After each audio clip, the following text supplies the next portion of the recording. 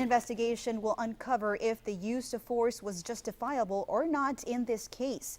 Channel 5's Angela Vargas takes a look at the use of force policy by police departments. We spoke to a police academy instructor. He tells us when and how officers are able to use different levels of force. Tasers and beanbag rounds are forms of less lethal options for police to use. And it all depends on the situation, depending what's happening, how many officers are around to assist you. So there's a lot of components that come into that equation. Palm Valley Police Chief Alvaro Garcia not only focuses on his city, he's an instructor who trains multiple departments on use of force. There's been time I did have to fire my weapon one time back when I first started in the early 90s.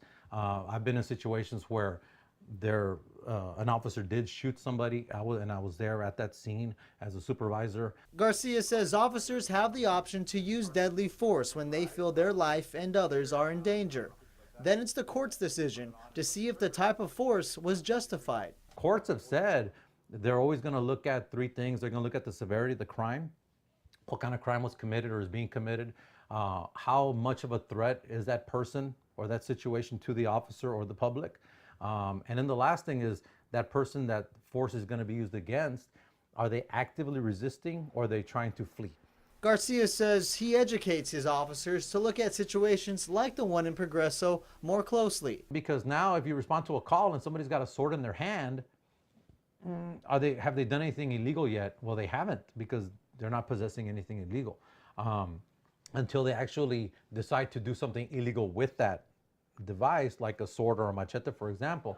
Garcia says some illegal actions officers look out for are verbal threats and body gestures. Now they're gripping their fist, they're gritting their teeth, focusing on you.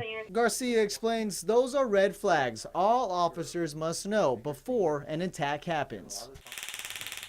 Garcia explains not all departments have less lethal options to use. He recommends training is always needed to help officers make the right decision and protect the people they encounter. In the Channel 5 newsroom, Angela Vargas, Channel 5 News at 6.